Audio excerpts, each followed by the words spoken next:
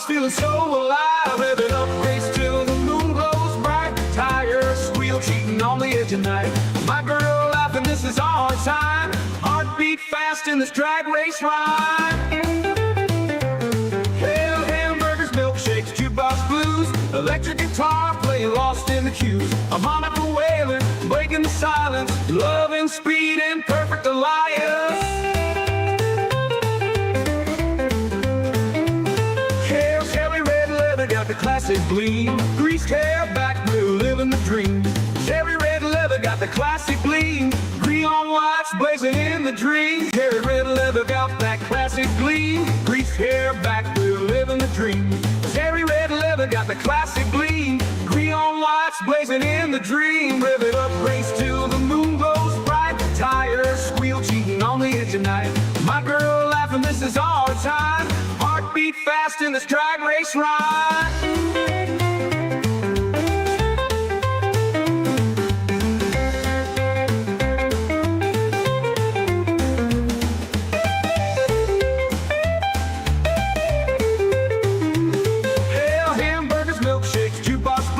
Electric guitar playing lost in the cube. Harmonica wailing, breaking the silence, love and speed and perfect alliance. I'm the perfect fast in this drag race ride.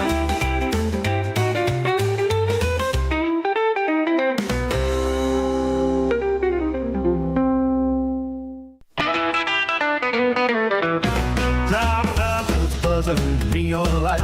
My girl by my side feels right. Hot rods roaring, engines tight. Saturday night, shining bright. Rolling through the diner real slow. Grease on our jean shoes glow. Hamburgers and shakes to go. V8 dreams, rhythm flow. Saturday night, drag we race. Tires screeching, twisting space. Wind roars across our face. Boundless speed, hearts embrace. Combed out bumpers glisten bright. Street lights shadowed blues at night. Radios rocking, stars in sight. We're gonna win this fight tonight.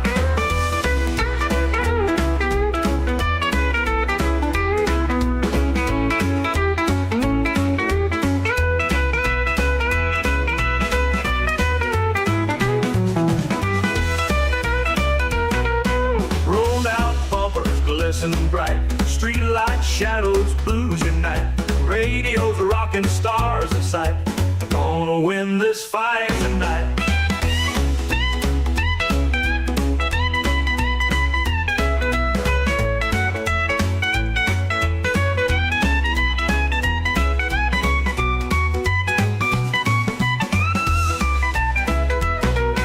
Roll through the diner real slow. Grease on our jean shoes glow. Hamburgers and shakes to go. V8 dreams, rhythm flow. Saturday night, track we race. Tires screeching, twisting space. Wind roars across our face. Boundless speed, hearts embrace. Boundless speed, hearts embrace.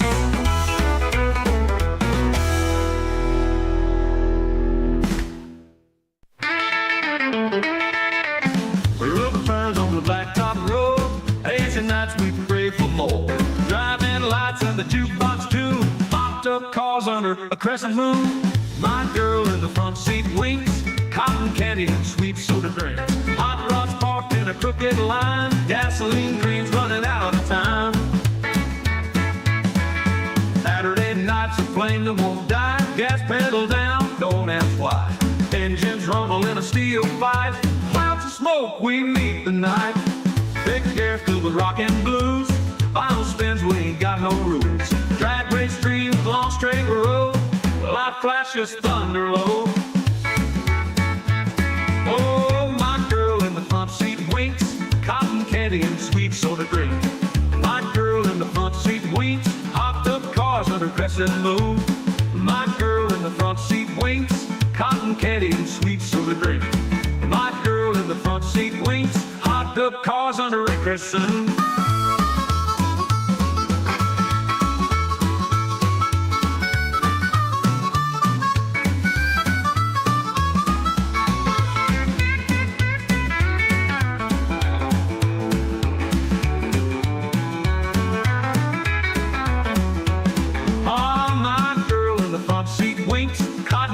candy and sweet soda drinks. Cotton candy and sweet soda drinks. Hot tub cars under crescent moon. My girl in the front seat winks. Cotton candy and sweet soda drinks. Cotton candy and sweet soda drinks. Hot tub cars on an hour at a time. Saturday night's a flame that won't die. Gas pedal down, don't ask why. Engines rumble in a steel fight.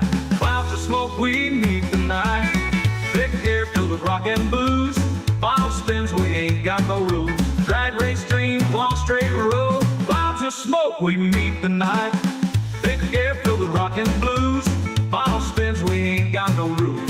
Drag race spins, we ain't got no rules. Drag race spins, we ain't got no rules. Drag race dream, long straight road. Like clouds of smoke we meet the night.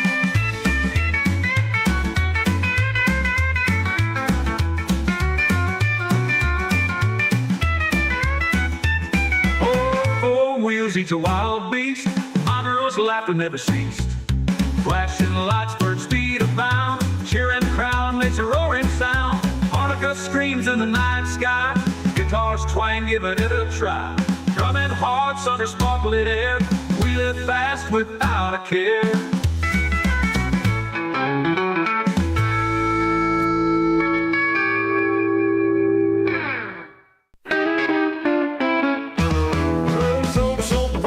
The neon skies, my girl by my side with those dreamy eyes. Driving flicks and popcorn flies. Moonlight beams on a secret tie.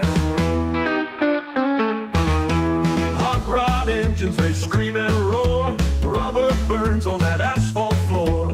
Holding tight, she wants more. Speed and love forevermore. Saturday nights, the world feels small. The night until last call. Love and danger, hear the engines call. Spinning wheels until the fall. Hamburgers, fries, and cherry pies. Sunset paints our own skies. Radio tunes and whispered lies. Warm embrace where our love lies. Racing hearts under the stars. Dreams of highways and guitars. Life's a highway, no end in sight. Hold on, baby, it's a wild ride.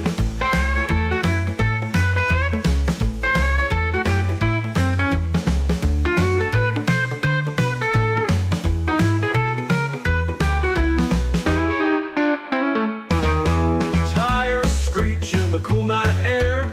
Young and restless, without a care. Drag strip winners, life's unfair. Kissing her under the moon's glare.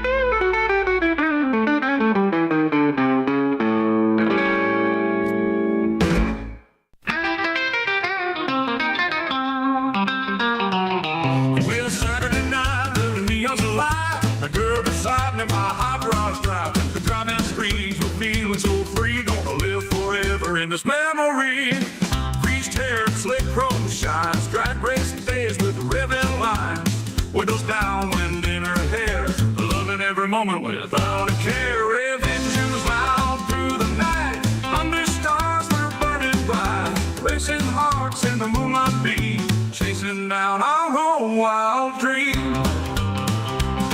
Hamburgers, fries, two shakes on the side, laughing loud in this joyride. Harmonica wails from radio's twist, seal it with a lipstick kiss. Smoking rubber on asphalt street, our love's a drag race heartbeat.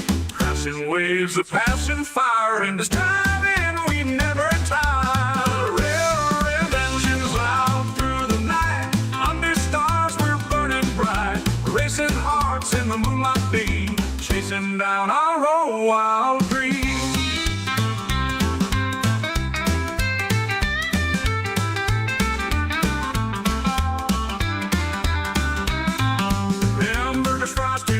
On the side, laughing loud in this joyride. I'm on at the wheels from radio's twist, seal it with a lipstick kiss. Smoking rubber on asphalt street, passion leaves a passion fire. In this driving we never tire. Railroad engines loud through the night. Under stars we're burning bright. Racing hearts in the moonlight beam. Chasing down our own wild dreams.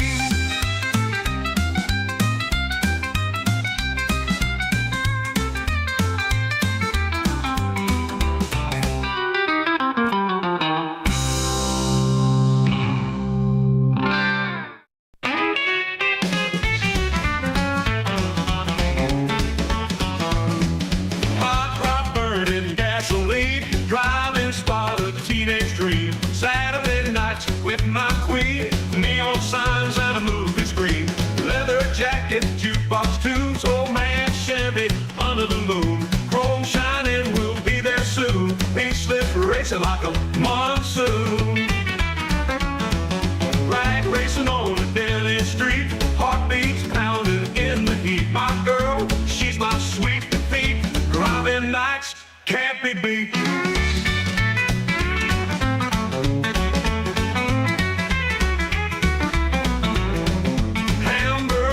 Milkshake love, radio blasting from above. Her smile fits me like a glove. Under stars we rise above. Engine roars, we take the lead. Harmonica's just what we need. Victory smoke, high speed. Saturday night our time indeed. Drag racing on the dead street. Heartbeats pounding in the heat. My girl, she's my sweet defeat. Driving nights can't be beat.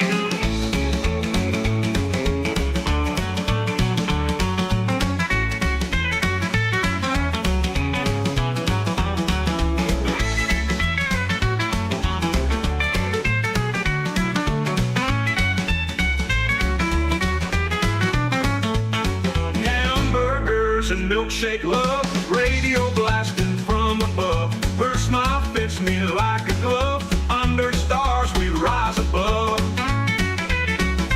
Every engine roars, we take the lead. Harmonica's just what we need. Victory smoke, high speed. Saturday night our time indeed. Drag racing on a dead street. Heartbeats pounding in the heat. My girl, she's my sweet defeat. Driving nights can't be beat.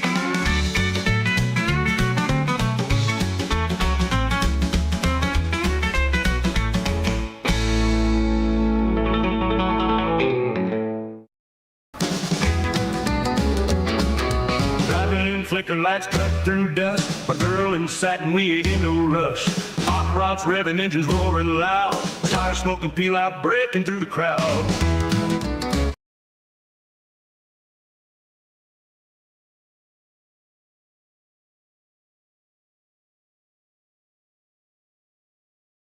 Where I was in Victoria on Vancouver Island at the time, I started working at a music store. It was just me by myself at this little tiny music store in this little small town called Sydney. And I sat down with the real book and I started analyzing the real book. And then all of a sudden, I understood how it all worked together.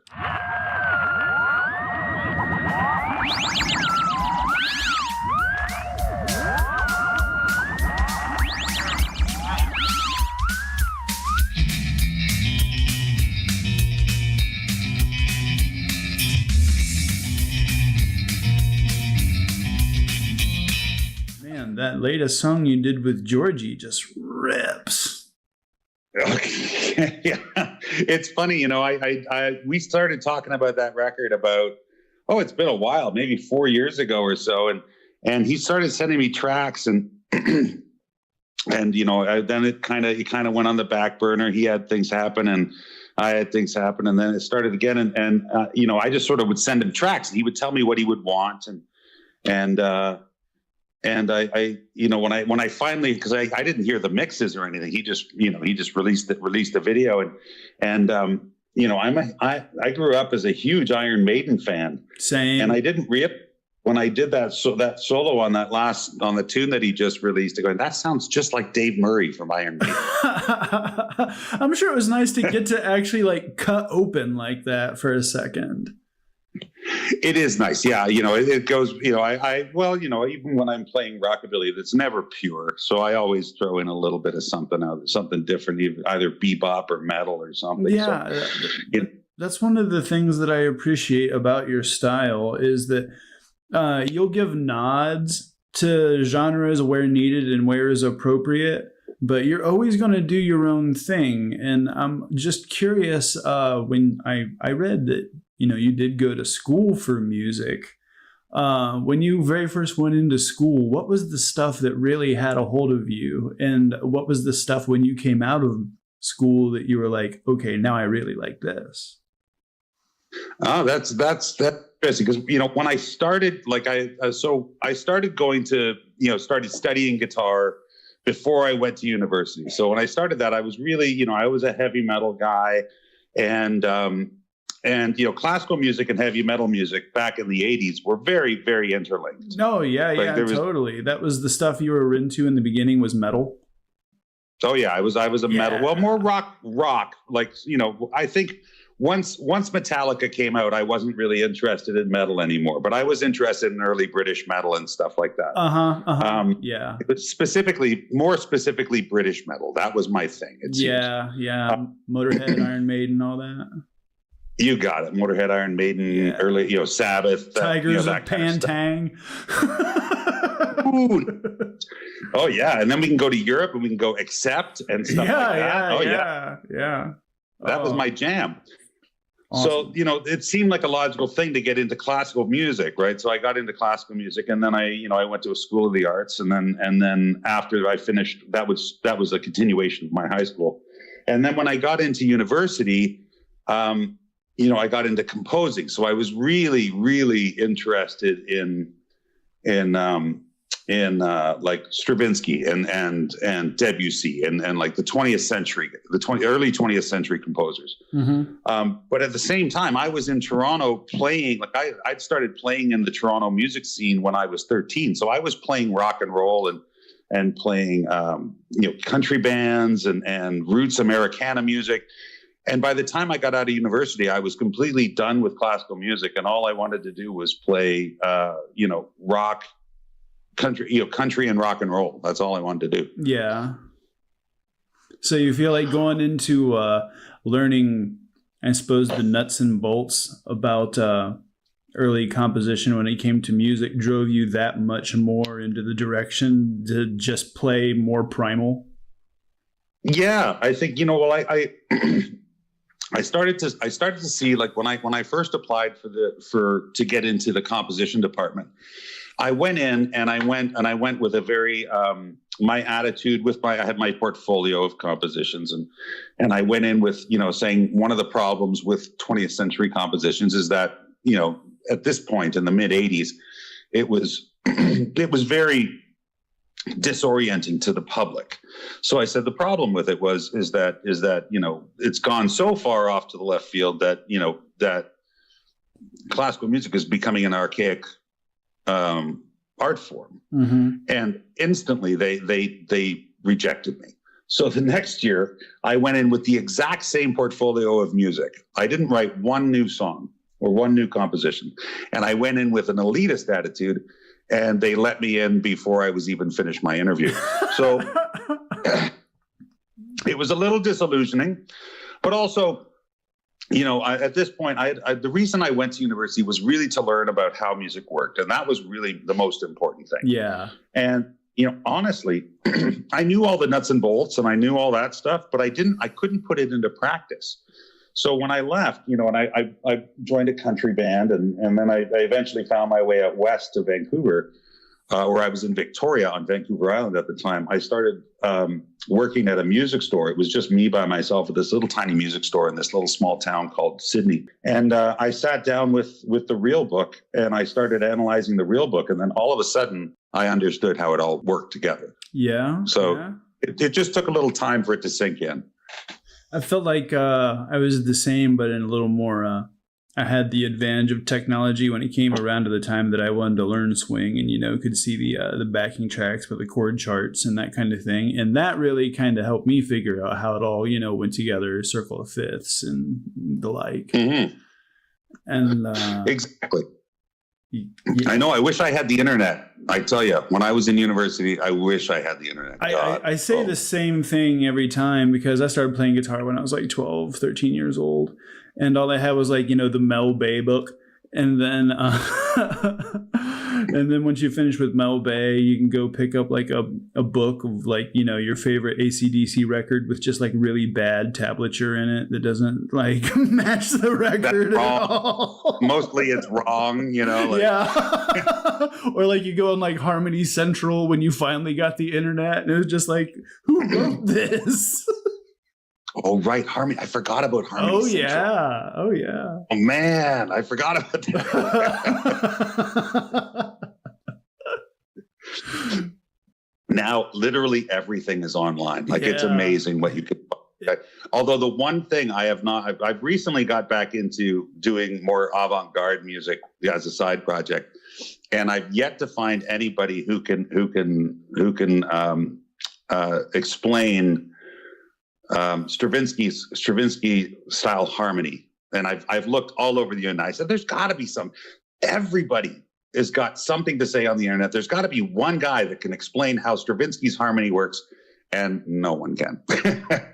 Wow. But everything else, if you want to know how to play, whatever. Yeah. I mean, even just backing tracks alone. Could you imagine when you were like 12 years old, first learned your pentatonic scale, and you had a backing track to play along with?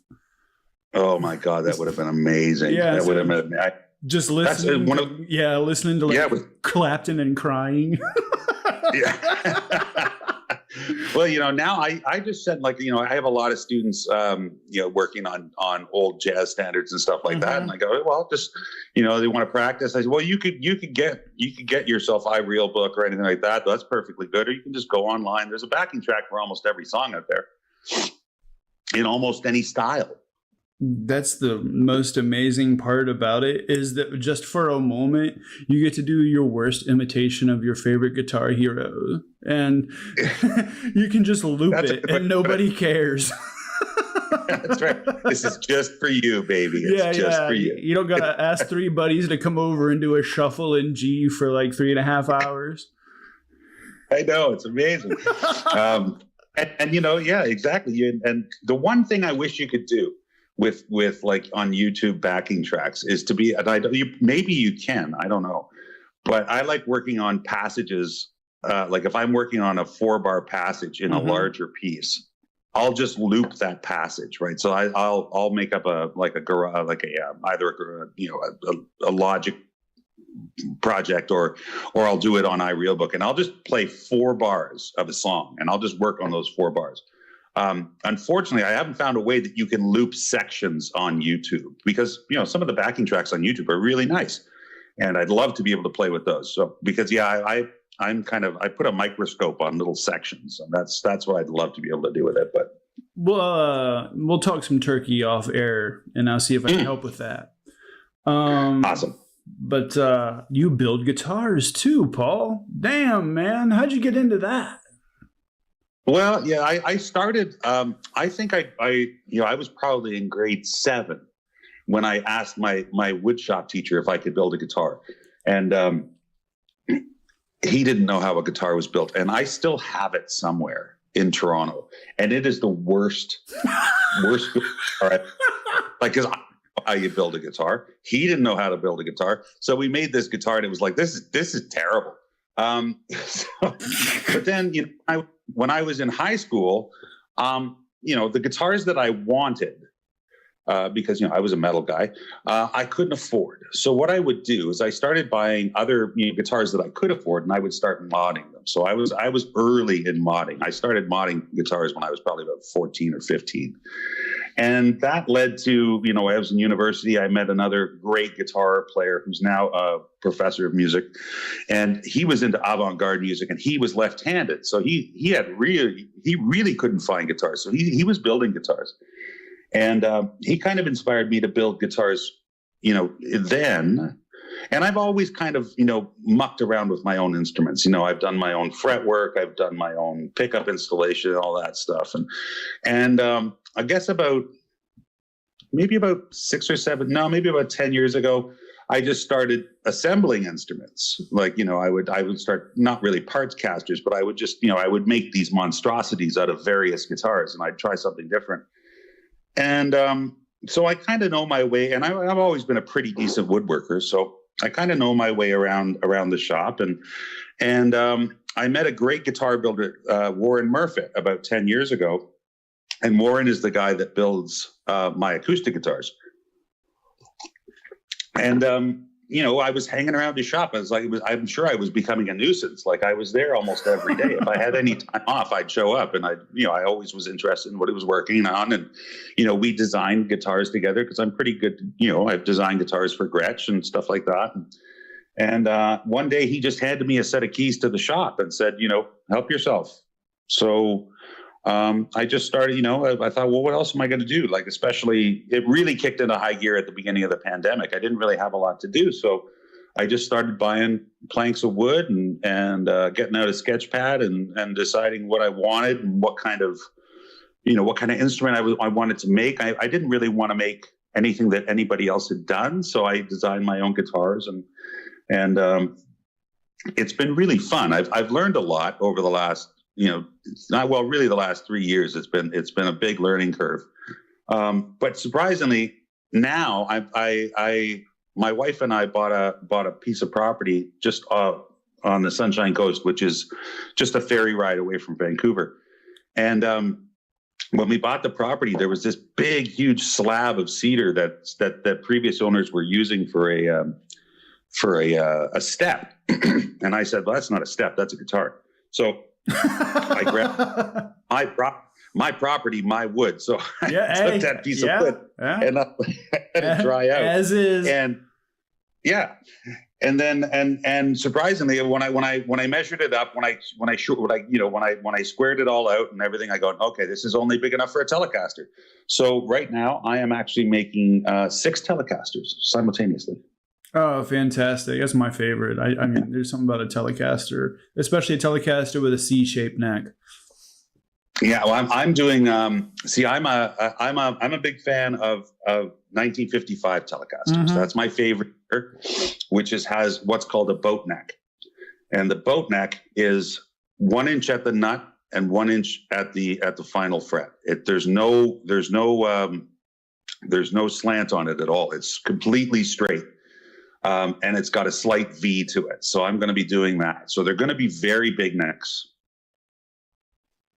I like a big neck Telecaster. Yeah, that big baseball bat feeling. Where it's like, you feel the strings moving on it, and you understand that the strings are moving on it, but it's so bulky that it doesn't feel like that it's happening. That's it, exactly. Yeah. The only difference between like what Fender does now is called their U-neck. So the difference between the U-neck and the boat neck, which Fender doesn't really do it. The closest thing they do to a boat neck is called an enhanced V, and it's only on the Brad Paisley models. And the difference between a U and a boat is that the shoulders of the boat neck are slender. So it's actually it's super comfortable to Travis pick on. Oh, in fact, it's I got to actually, I guess, for lack of a better word, play more so just kind of touch and strum the strings that felt like gum. But I got to play the Esquire prototype at Songbird's Museum in Chattanooga. Oh, wow. Oh, wow. Yeah, there's a photo of it. And you could see the 2 employees like staring at me to ensure I'm not going to abscond with it. I don't doubt it at all. I couldn't believe that the strings felt like mush. I mean, there wasn't even a name on the headstock. There was nothing on the headstock. So is that the snakehead or the first 6-in-line prototype? Genuinely, Paul, you have that little extra bit of guitar knowledge that I don't have. Oh, was the headstock the same as a normal Fender? Yeah, it was. That's one that I'm actually, one of the Telecasters I'm building is a variation of that. Oh, cool. I'll have to send you the photo of me holding it and the employees looking at me in the most disdainful manner. Because I was there because I was filming a television thing, and it ended up not going through. Sadly, the pilot never happened. And well, you're a lucky man. You got to that to Songbird, because now that it's gone, like, you know, I know that is it Well-Strung Guitars that's pretty much dealing in all those instruments, right? Yeah, I mean, there's a vaulted area in the back where I think they even had a Strat in a SG that was made for Hendrix, and just a lot of just treasure trove guitars. And it looked like Mission Impossible the way they like pulled it out from underneath the table, like in this case. That's amazing. Outstanding. I couldn't believe it. I was like, you sure I'm allowed to touch this? Like, I'm like, this isn't a joke. You're not just going to arrest me, right? You got to take your chances when you can get them. Oh, man. I just couldn't believe it. But the strings felt like gum. Oh, really, eh? Just old and nasty? I mean, literally like the consistency of chewed gum. Oh, that's horrible. Yeah, it was so weird. It was so weird. I did a gig last year for a family that their father had passed away. His name was Wink Vogel, and Wink was that family owns a very big company in Canada called Cloverdale Paints. But Wink also started what's the name of the record? Oh, what's the name of the record label?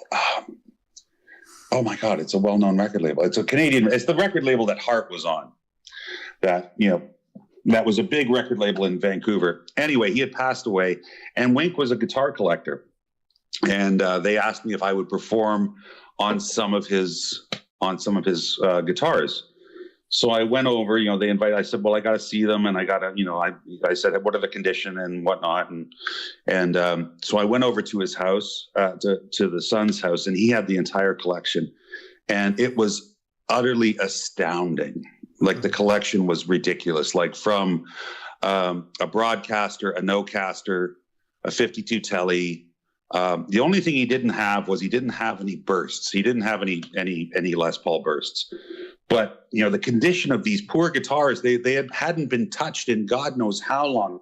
So, I had to, whatever, at the end of the day, I said, well, I need to clean these. I need to restore them. I need to do work on them. I need to do fret work on them. And, before they're playable, they're not really playable like this. So they just sent me home. They had never met me before, and they just sent me home with a 59 Telly and a bunch of other guitars. But it was really, it was lovely to be trusted like that. But I felt so bad for that guitar collection, going, man, it was these things should be played every day.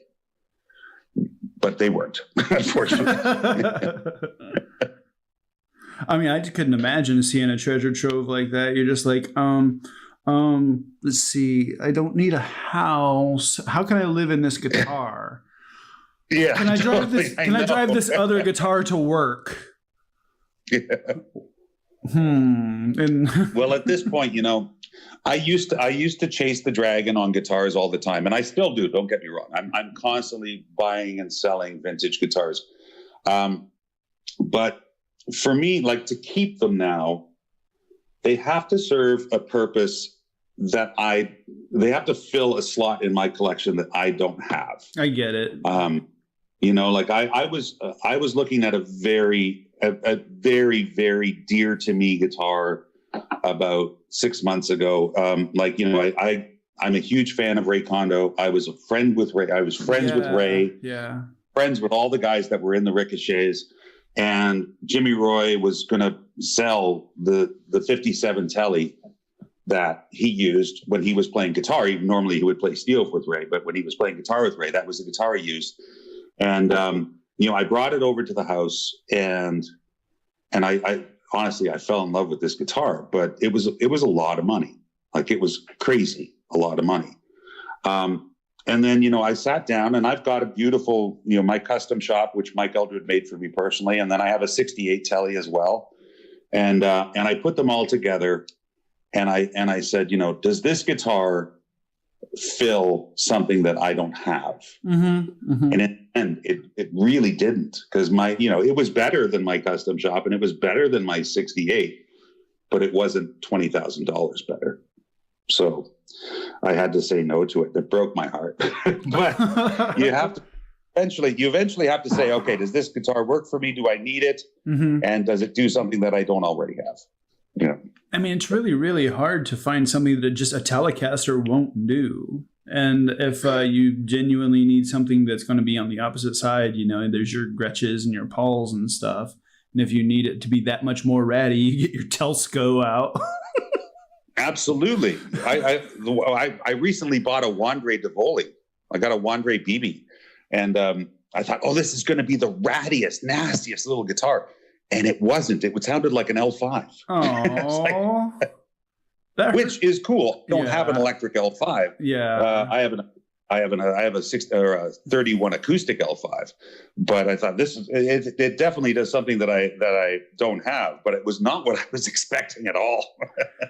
When I was a youth, I went to a garage sale and I picked up this guitar that was had to been a Telsco copy. Like it couldn't get much more. Like it's just like the guitar. Like that was the brand. It was like guitar brand guitar, and the pickups that it had in that. Oh my Lord, man! Like it would. I don't know. You'd swear that it made Link Ray sound like Steely Dan.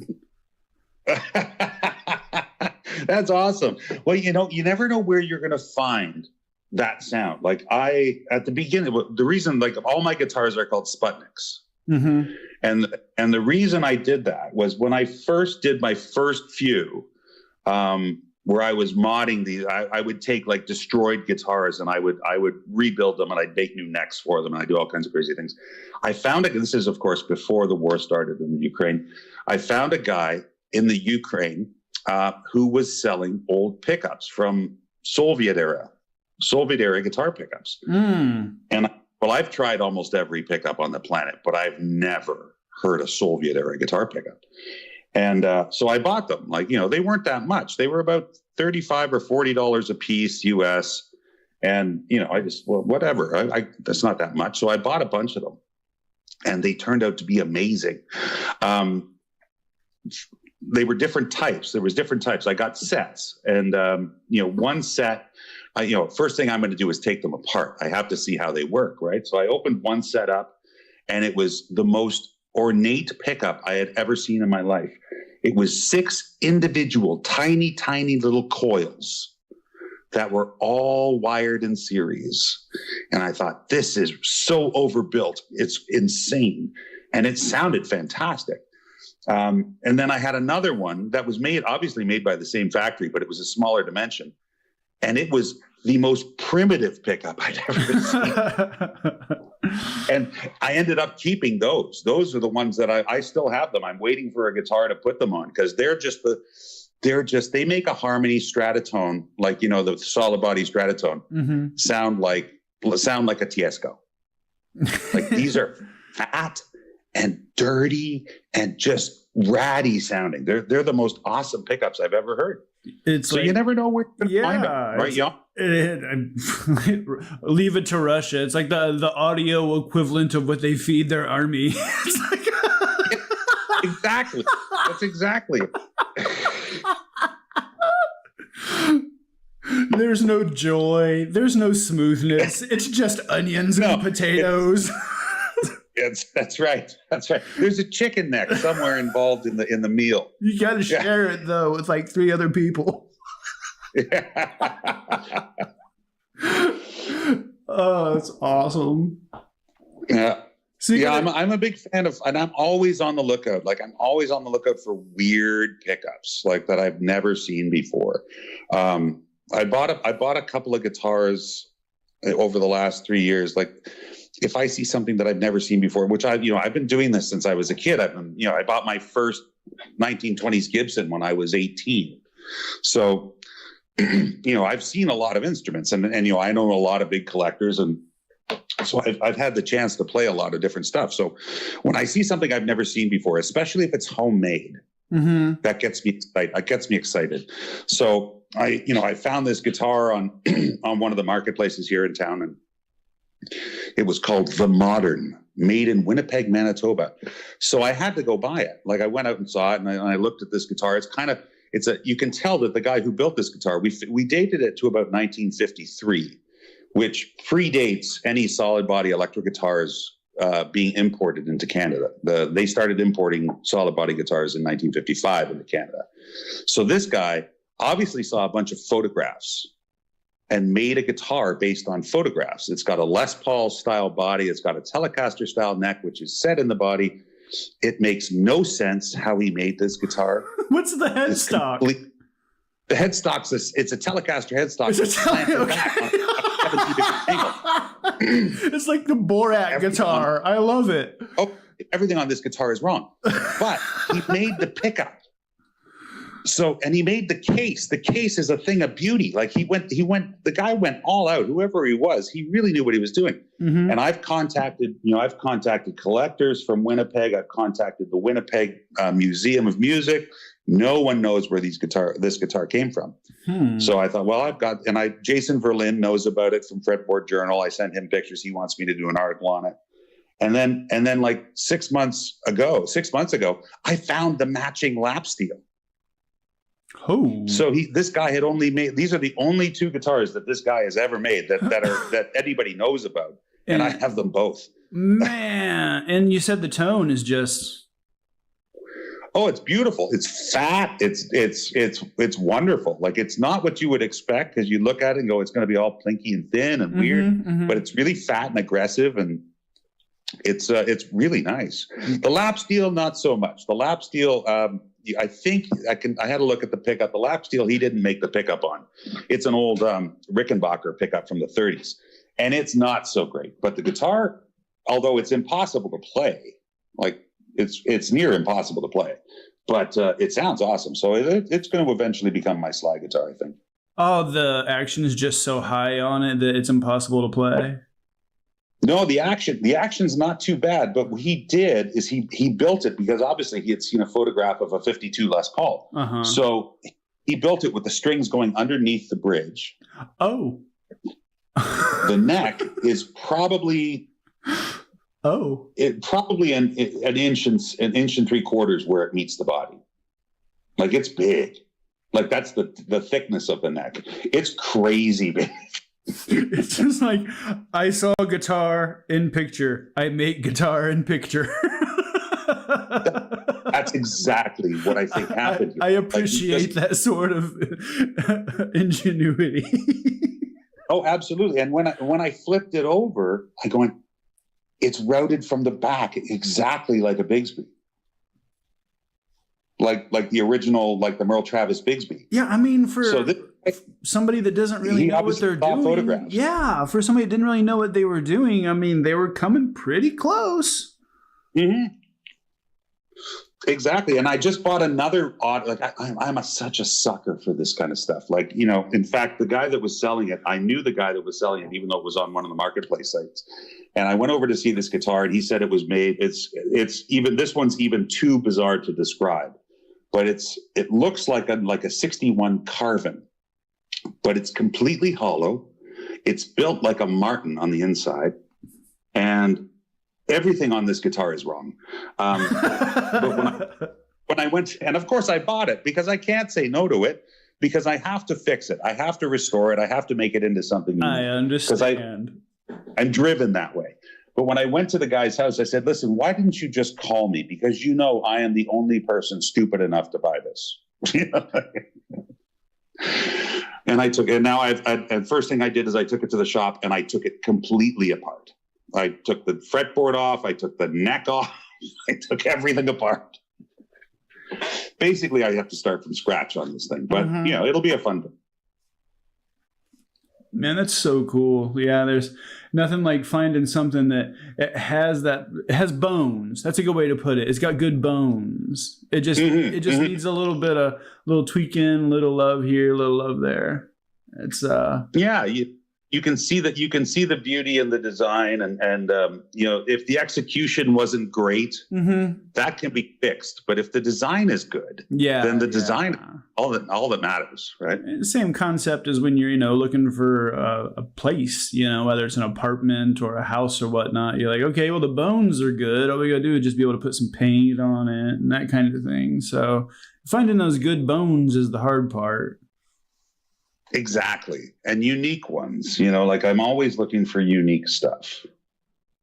You know, I wanted a Wandre since I was about 16 years old, because, you know, well, Wandres, I don't know. Well, probably they're not commonplace anywhere, but, you know, in Europe, there's more Wandres than you would ever find in North America. Like Wandres are extraordinarily rare here. And, you know, I searched for 40 years to find a Wandre, and I finally got one and it's a wonderful guitar, don't get me wrong, but, you know, is it a functional instrument that I would take to a gig? Probably not. Yeah. But the design is so good. And I mean, you know, yeah, you can copy some stuff off of it. I've copied a lot of Wandre stuff on there's little bits of my guitars that have little Wandre influences all over the place. That's very cool. You got a tour coming up, don't you? Well, I've got sort of like a summer run. It's not really a huge tour. It's all mixed up. I start off, there's a guitar player that I'm completely nuts about. Nothing to do with rockabilly music. He's roots oriented, but like his name is Kevin Bright. He's from Toronto. And I hate using the words best because I don't believe in that there's a best guitar player ever. But let's put it, he is my favorite guitar player of all times. I love the way this guy plays. He plays unlike anybody else I've ever heard. Okay, that's terrifying. What was his name again? Kevin Bright, Breit. Okay. He played with Nora Jones, and he's done a lot of big gigs, but he's one of those guys that just doesn't go out too much. Like, you know, he's got his family. He's really into his family, and, you know, he plays when he wants to play. And we did a record during the pandemic called The Shut-Ins.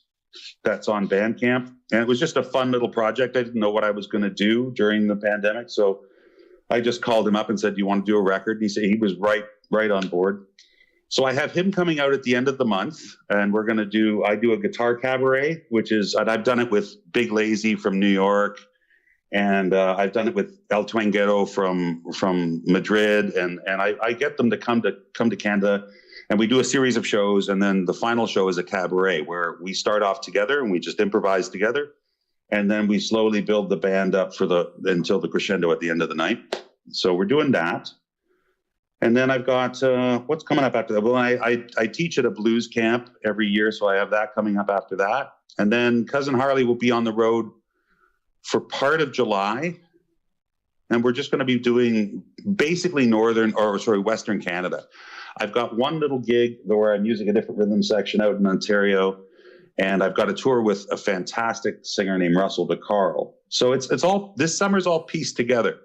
It's not really like what you would consider a large tour. Although I don't really do large tours anymore. You know, I'm 53 now, man. Yeah, I mean, I totally get it. There's nothing quite like your own bed. Like, yeah, well, it's good to do Weekender. Exactly. And then your bed. Bed, or at least, you know, a bed that you're somewhat familiar with, you know. Right. Like I love touring Europe, but because, you know, when I if I take my guys to Europe, it's, you know, I'm the leader of the band. I'm the guy that books all the gigs. Yeah. I'm the guy that does all the driving. I'm the guy that does all the logistics, that rents all the hotels, and it's a ton of work. And I'm going to do it again. I've got to find a new booking agent. Me and my booking agent have parted ways. So I need to find a new European booking agent, but I'm hoping to do it again next year, but I just needed another year of rest before I go to it. mean, I completely get it. The world of touring and playing live has just changed so much, you know? I mean, especially after the pandemic, with just how many venues are gone just on its own, you know? I mean, it's hard to play when there's nowhere to play. And then the places that are open, what marquee acts first? Exactly. And you know, like the festivals that I'm doing, like I'm doing a fair amount of festivals in Western Canada. Yeah. And, you know, we all know that, you know, we're all in this boat together. So they're struggling. So, you know, and I know that they're struggling because I know what kind of situation they're in. So, you know, I said, well, you know, when they asked me what I need for the fee, and I go, well, this is what I made 3 years ago, but how about I'll go a little under that because I know you guys are hurting too. Mm-hmm. And, you know, that makes, you know, financially, it's very difficult right now, you know, to do big tours, to do a big tour. Yeah, it's especially in America because there's just so much ground to cover. I imagine Canada is the same way in between. I've been up to Canada and I played in Canada, but I never went across Canada.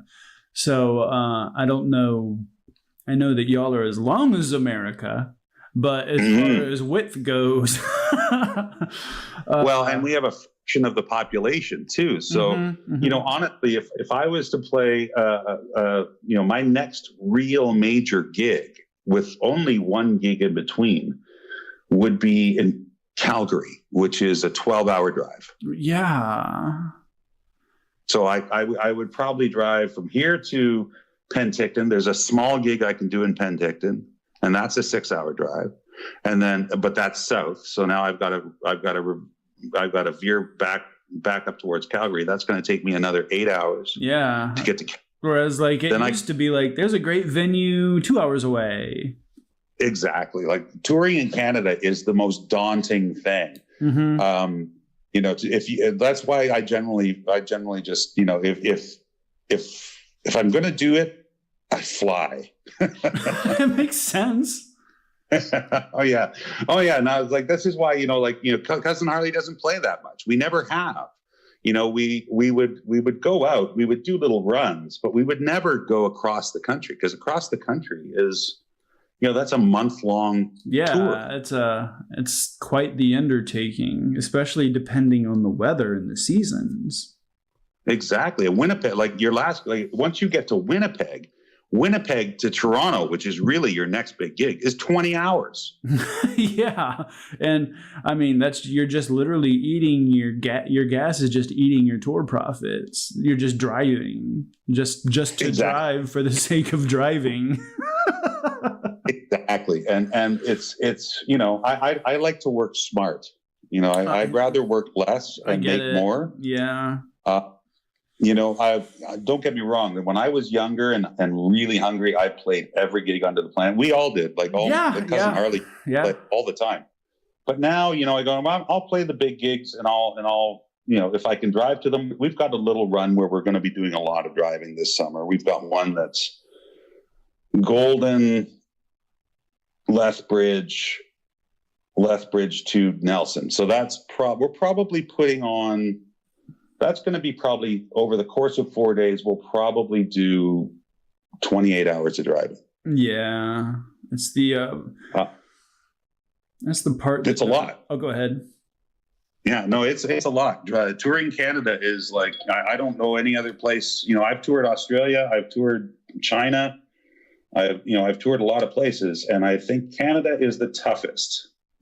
China has the same amount of distance between gigs. Because China's even bigger, but China has bullet trains. Yeah. And bullet trains, man, that's the way to tour, is touring on a bullet train. I think that part of the joy of being on tour is the drive, because the jokes and everything that comes from the drive. But then at the same time, also, that's the unknown part of it. Like, you know, you can wake up and the van just doesn't start. You know? And you're like, what record label am I gonna call? Gee, let me think. Oh wait, I'm the owner of the record. Yeah. Hold on, let me reach in my left pocket. Oh, there's a hole there. Well, Yeah, let me, totally. Let me talk to the agent. Yeah, dude. Yeah. Well, but you're right, though. Honestly, you are right that one of the best parts of touring is the hang, right? Yeah, and I'm really lucky that I'm working on my. Let's see, I've had 3 drummers, and I'm on my 4th bass player, and every one of them was a great hang, and that's the stuff that comes out in the van. You can't. Yeah. We're just horrible people when we get in the van, but boy, it's a great time. It's awesome. It's like all semblance of dignity is just left at the door. Well, it's where we truly become children again. Yeah. I mean, because technically it is work, but also it is called playing after all. Yeah, you got it exactly. When you went from heavy metal to rockabilly, what was the one guitar player that you were like, okay, this is really getting my swing in there? Danny Gatton. Yeah. Danny Gatton was my guy. Yeah. Danny Gatton was a huge. Yeah. When I heard 80, I sort of got into him. I didn't really know about him. I knew who he was when he played with Robert Gordon. And that was before the Humbler came out and all that stuff, just on the records. Chris Spedding was awesome too. But when 88 Elmira Street came out, because I was playing so much country music as well, even though I was playing metal and I was playing country, which is really a strange combination. And then you hear Danny Gatton, who played country like it was metal. Yeah. And I thought, this guy is my guy. And it was mostly Danny Gatton, and then of course Albert Lee as well. Albert Lee was although Albert Lee not a rockabilly guy at all, but no. He really got me going. And of course, I listened to Setzer the entire time because Setzer was mainstream and it was awesome. It was awesome kind of music on the radio. My wife is like Setzer fan number 1. She has the tattoo even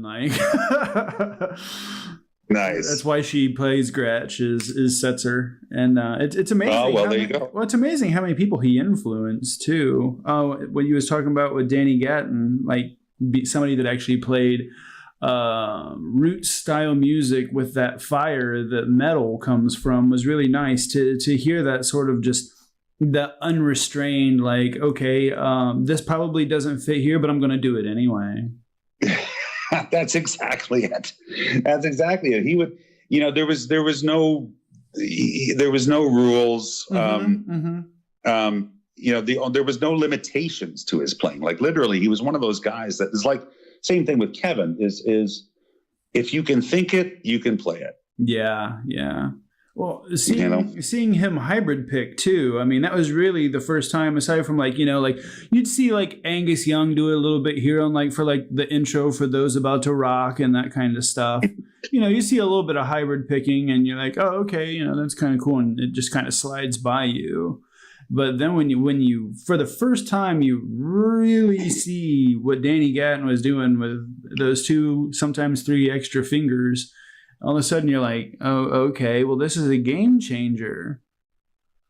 Oh man, so much. And it's like increasing, the way he would play is he would be playing with 3 picks simultaneously. Yeah, exactly. And the way he was able to, and I still work on there's still a few riffs of his that I continuously work on, and I have not yet got a lot of his organ riffs. I'm very, very interested to hear how he, figure out how he does that. And I can kind of do it, but it doesn't sound as effortless. Yeah, I know. It almost just seems like he just sat down with a Ray Charles record and just copied everything. Yeah, totally. Exactly. How does he do that? Right. Yeah, he was my big guy. He was my big guy for many years. Yeah, that's so awesome. Man, I suppose if you have any plugs, any websites, any addresses, now's the time. Sure. Okay. Well, I will eventually post everything that I need to post on my website, which is www.paulpigat or www.cousinharley.com. They go to the same place. And if you're interested in learning a little bit about what I play and how I play it and maybe some cool stuff, I have a guitar school at patreon.com. And that's been going really well. I started that up at the beginning of the pandemic, because what else are you going to do? And because I've been teaching, I've been a teacher since I was 18. So I'm pretty, not to toot my own horn, but I'm a pretty good teacher. And right now there's probably 100 and 120 lessons up there by now, I would imagine. So, you know, it's cheap. It's $10 a month, and you get access to my weird brain and how I think about music. That's fantastic. I do have to say that you are a fantastic teacher, because I've bought your DVDs. There you go. And those were those were done a million years ago. And you know, it's funny. Every once in a while, I just go out and look and see what's out there. There's still guys, you know, covering riffs off that DVD, off those 3 DVDs. In fact, I went to go see a band, a really great band from Enderby, which is a little small town in the middle of the mountains. And they were playing. They're one of the guitar players, a student of mine. He's on Patreon checking out my stuff. And I went to go see them with my daughter the other day, and I'm going, "Hey man, he just copped my DVD riff." Well, that's the whole point of doing that stuff, right? You know, if you put it out there, people are going to play it, and I'm glad that I still see people play it. I see guys from Japan playing it, and I see guys from Europe playing it, and guys in the States playing it. And that's awesome. Yeah, and ironically, later on this week, there'll be a guest that I'll be posting. My friend Aaron, amazing dude that I was in the Navy with. He now owns his own barbershop and whatnot. But going back to your DVD, I let him borrow it, and he was learning that very first intro lick. And I swear to God, because, you know, as music is, you have to learn it. You have to work it over and over and over. Like, his wife wanted to kill him. I'll never forget it. Like, she's like, if I have to hear that one more time. Oh yeah. Oh, I know, dude. And it all comes full circle.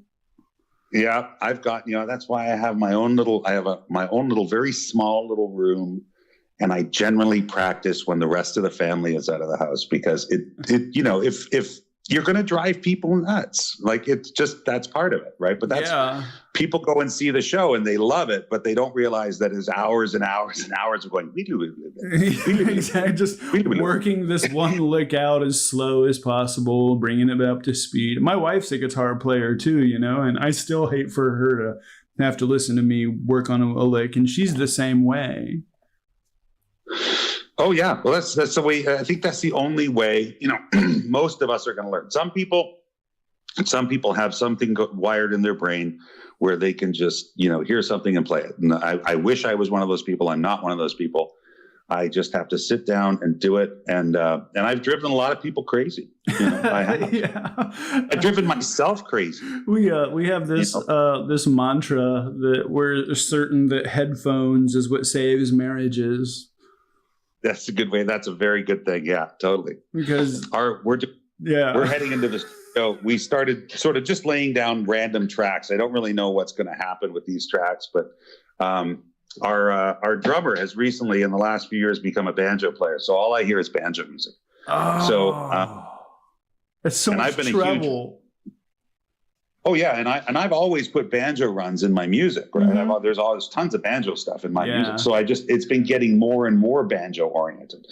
So, you know, I've been working on this tune that we're going to record tomorrow, and like I've been playing this riff for a month, and I still don't have it. So, it's the worst. Tomorrow.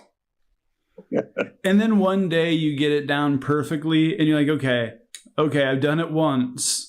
If I can do it once. Do it once, I can do it again. My teacher always I studied with a guy named Ellie Kastner, who was the guy that brought classical guitar to Canada. And he studied with Segovia in Seville. And yeah, he was really important to me. And Ellie had a thing. First of all, he would make you play the last bar of the song first, because most people start at the beginning, and then somewhere they're going to make a mistake, and they're going to go back to the beginning, and then they're going to go that way, right? And then the problem is you never really learn the end of the song properly. So he would always make me do the end of the song first, and then his thing was if if you played a passage that you were working on that was difficult, you would have to play it 3 times in a row. And if you couldn't play it 3 times in a row, you would go 10 beats down on the metronome. Okay. And then once you got it 3 times in a row, then you could start increasing the speed. I think that is a fantastic practice tip for anybody listening. It's the best way to learn, it really is, because you can do it once. Once is, chance. 2 is lucky. 3, you've got it. But if you do it 2 and you mess up, you got to turn down the metronome and start again. Start all over. Exactly. Paul, thank you so much for coming on. This has been amazing. It's been my pleasure. Thanks, man. It's been my pleasure. And I wish you all the best and safe travels. And man, I can't wait to hear this new stuff. Thanks. Well, I'm hoping it's out by the fall. I'll be looking forward to it.